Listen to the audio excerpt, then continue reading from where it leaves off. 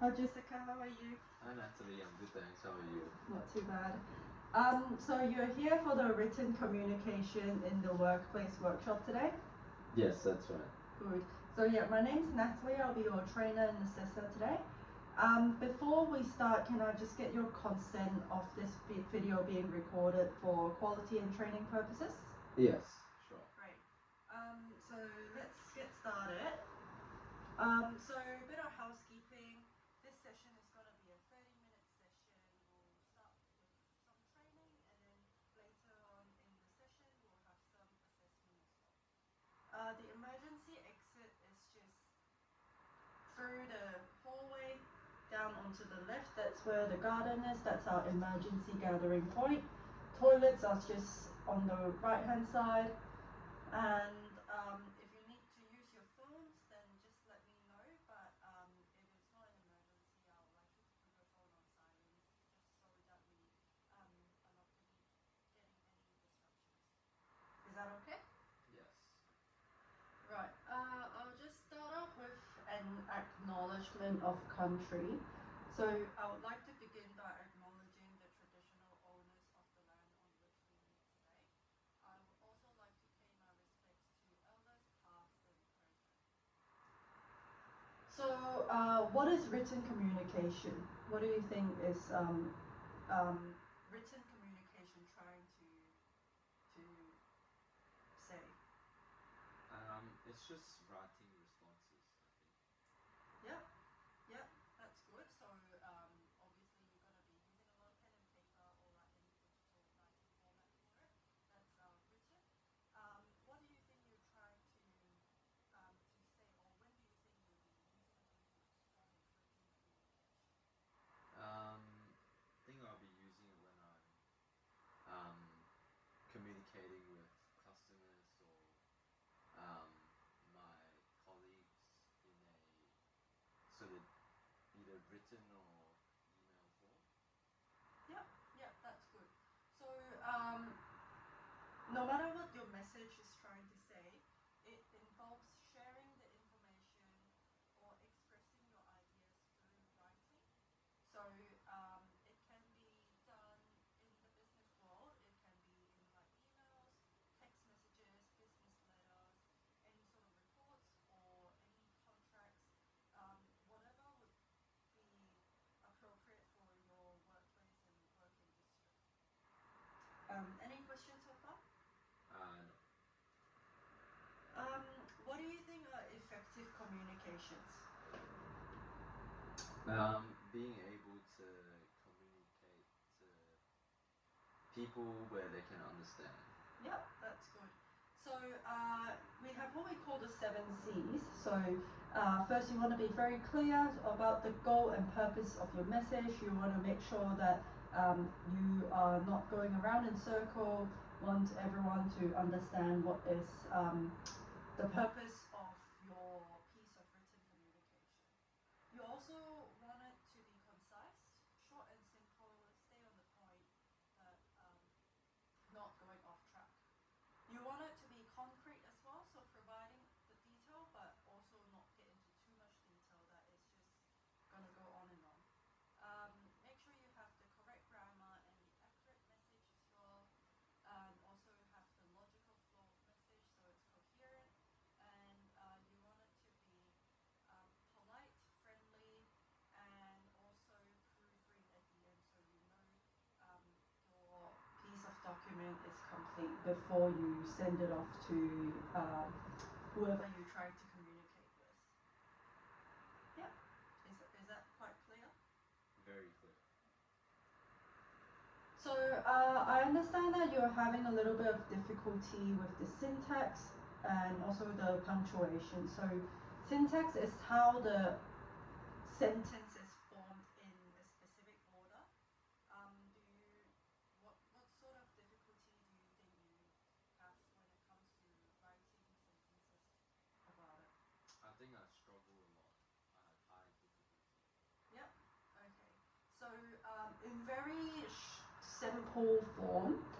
So syntax is how the sentence is formed in order.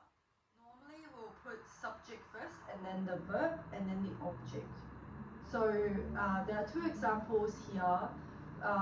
I play computer games, so we've got I as the subject, play as the verb, and then object is the computer games.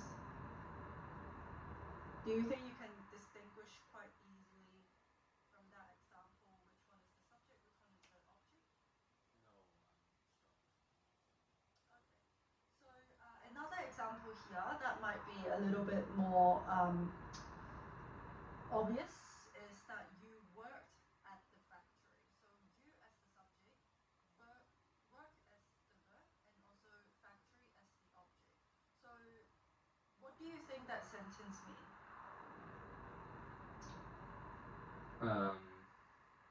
It means that I work at the factory. Yep. So in that sense, work is like where you go sort of every day to do your job and get the earnings. So in that case, you're not going to say the factory worked here. I see. Okay. Yeah, That because makes a like lot of sense. yeah, that picture in your head just like it doesn't make sense. So it will be you worked at the factory. Yeah, that makes sense. Yeah. Yeah. Yeah. So how would you say you went for a run today in like a short sentence form? I ran today. Yep, that's good. So which one is the subject? I. Yep, that's right. So is that a little bit clearer now? Yep, it's very clear now. So another difficulty you had is the punctuations, is it? Yeah, that's right. Yeah. So punctuations are um, very common in written communication. You don't really encounter it too much in oral everyday conversations, but with written communication, there will always be punctuation that you have to use. In there are a few very common ones here on the screen, which is period, also what we call a full stop. That indicates the thought or the sentence is complete and you are ending the sentence. There's also a question mark, which makes the sentence into a question. If you are trying to ask someone something, you'll probably use a question mark at the end of that sentence as well. Exclamation point or exclamation mark is used mostly when you want to show emphasis or emotion in a sentence. So if you are really excited about something, you'll probably use an exclamation mark at the end. A comma is also another very common one, is to provide pauses by separating the parts of the sentence. So you might want to um, continue your sentence but add a pause in the middle to break up a very long sentence. There are also other punctuation marks that are in written English, but these four are probably the most common one to start with. So if you are to say you won the lottery today, which punctuation mark would you be using? Sometimes question mark. Yeah, why do you think you would use a question mark in that case? Because I might question that did I win the lottery? Yep, yep. So it's more like you can't believe it, kind of. Yes. Yeah. Okay. Do you think you won the lottery today? Like this phrase, you can use another punctuation mark when you are trying to express different feelings as well? Yes, maybe. Which one would you use? I'm not sure. Can you tell me? Yeah. If you if you win the lottery, I think for me, I will get really excited. Then I probably would use the exclamation mark. So I would really want to show the emphasis on how I won the lottery today, or I want to show everyone that I'm really excited. So I'll put an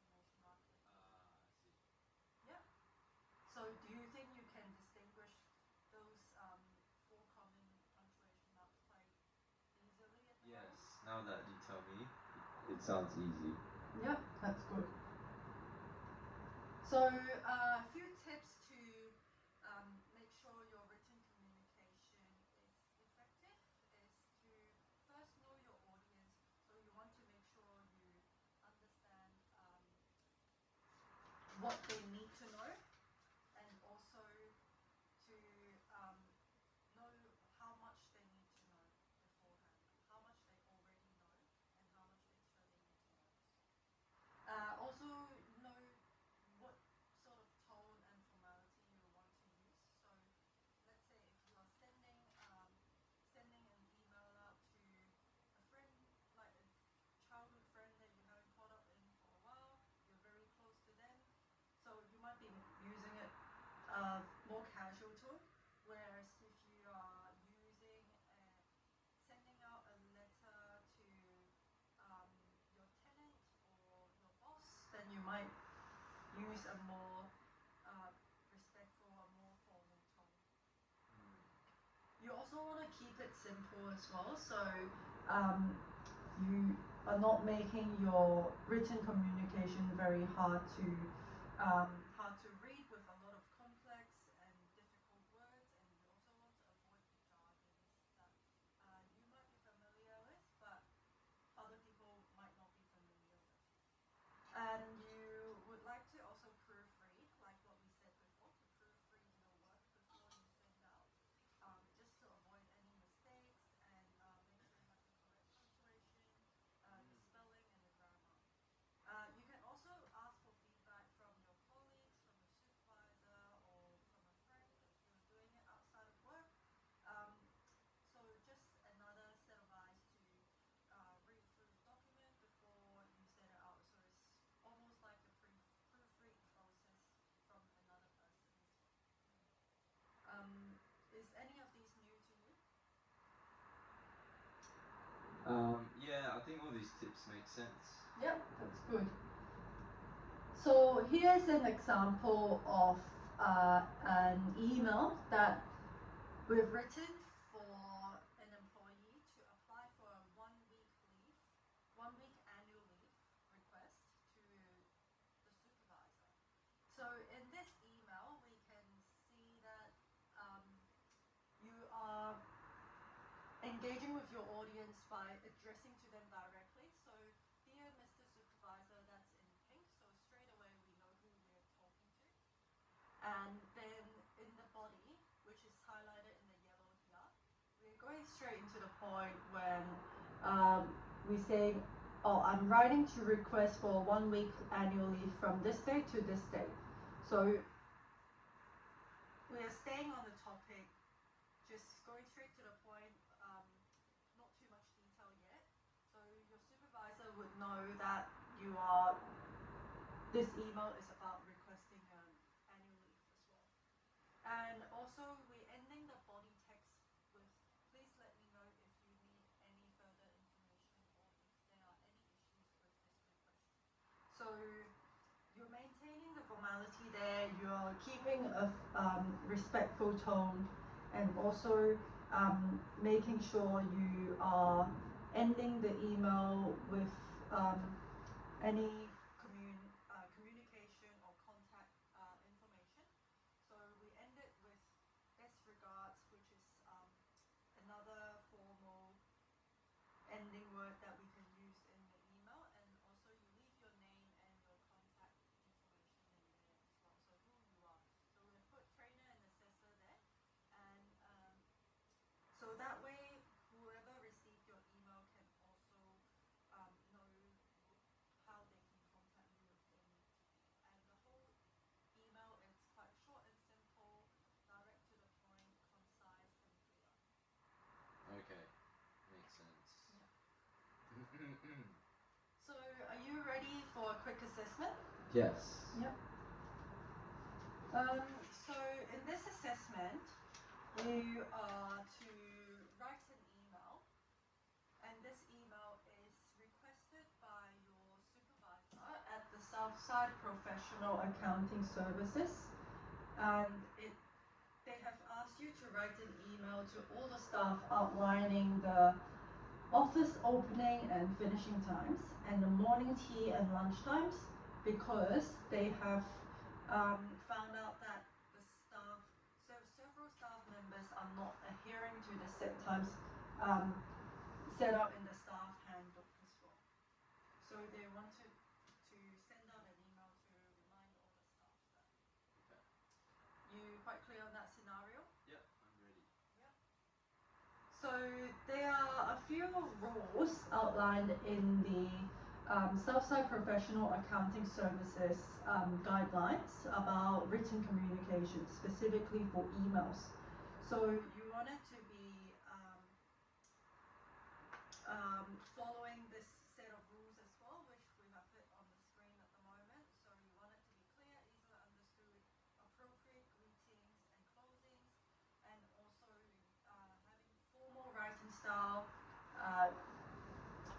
making sure your emails are easy to read, and also proofreading your work as well, which is quite similar to all the tips and the 7Cs that we have talked about before. So here are the timings that they wanted the staff to know. So the work start time, work finish time, morning tea and lunchtime. So before we start jumping into that email, there are a few questions here that would help you to get this email into a more structural way. So first you can summarize the task requirements, and then also why you're being asked to send this information out and who is the audience. Describe the format, style and structure for the email according to the email style guide. List the key points that you want to communicate. So these 4 questions will help you to structure your email a bit clearer, and also keep your communication in a clear format. Sorry, can I go to the bathroom, please? Yeah? Thank you.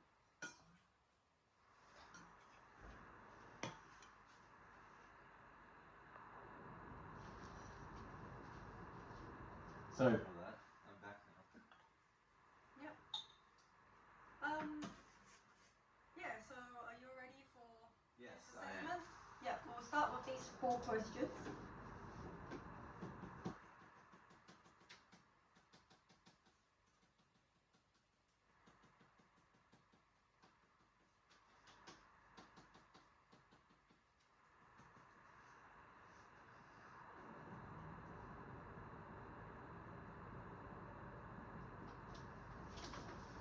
Okay. Let's see.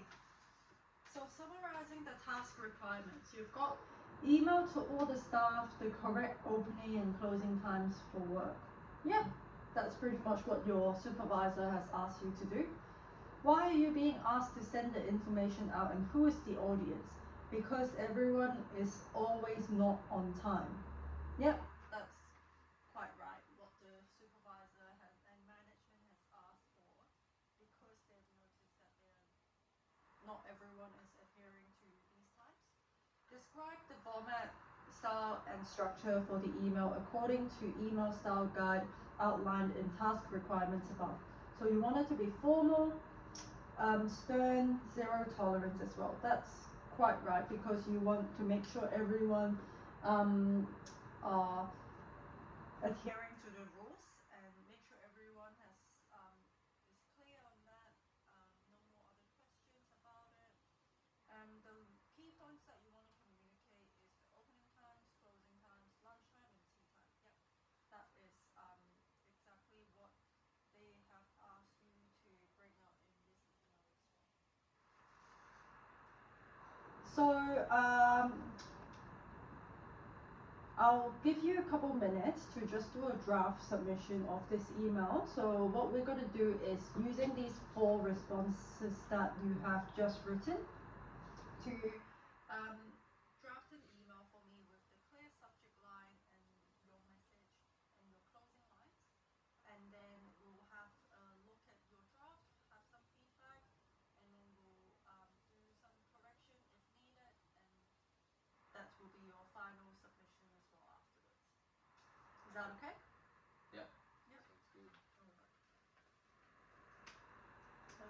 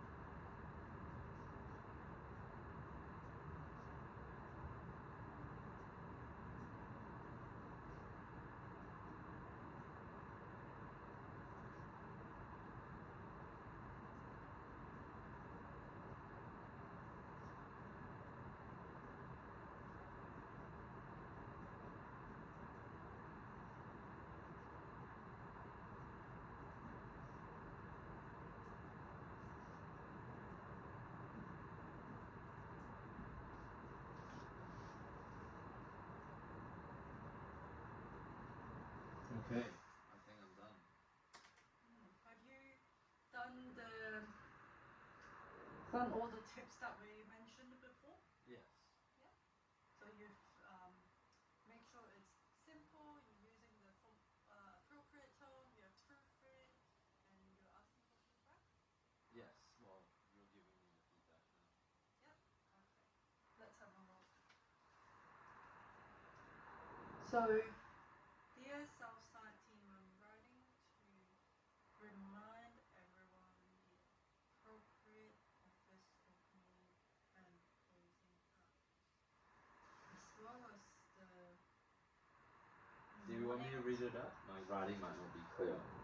So, dear Southside team, I'm writing to remind everyone the appropriate office opening and closing hours, as well as the morning, tea, and lunch times. The senior leadership team have noticed many staff have not been adhering to these rules and times set out. Please refer to the below times which the company does expect all staff to follow. Start time 8:30 a.m. Finish time 5 p.m. Morning tea time 10:30, and work finished. And lunch hours will be 12:30. Both morning tea and lunch hours will go for 15 minutes, which is for morning tea. Lunch will go for 45 minutes. We would appreciate everyone to follow the above guidelines. And if there are any questions or concerns, please feel free to reach out to myself or Mr. Supervisor. Yours sincerely, Jessica. Yeah. All right. So let's have a look. So I understand that it would be an email, but because of the workshop, we haven't got an email for you, but we're just trying to write it out in an email format. So yep, the handwriting is a little difficult to read, but that shouldn't be an issue while it's in an email. But that can be something that we talk about in our next session. And in terms of the syntax and the punctuation that we talked about earlier, I've just got this one area that we want to talk about. So in here it says, I am writing to remind everyone the appropriate office opening and closing hours, as well as the morning tea time and lunch time. So in here, I probably wouldn't use a question mark because I'm not trying to throw a question there to the recipient, like the whole office employees. So like what you have mentioned in the previous question, you want the style and the format to be quite stern. So in here, I probably wouldn't end it with an open question mark. I will probably end it with a full stop or even an exclamation mark. Okay. Yeah. Is that quite clear on why we wouldn't use a question mark there? Yes. Yeah. That is clear. Yeah. And then moving forward,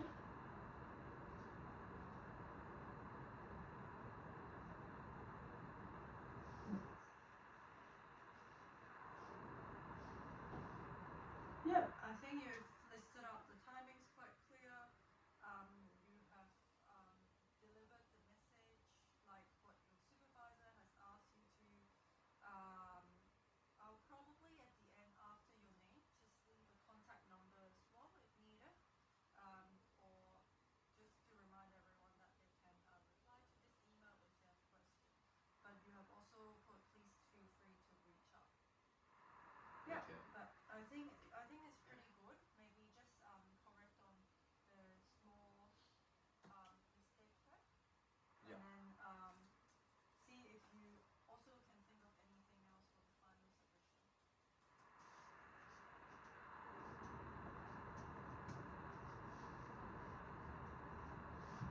Okay. I've included my email address and contact number at the end, as you previously reminded me. It would be preferential to leave some details so that my colleagues can reach out if they have any questions. Yep. Yep. And have you proofread again and happy with all the information in there, all the grammar, Yes, spelling? I'm very happy. Okay, let's have a look.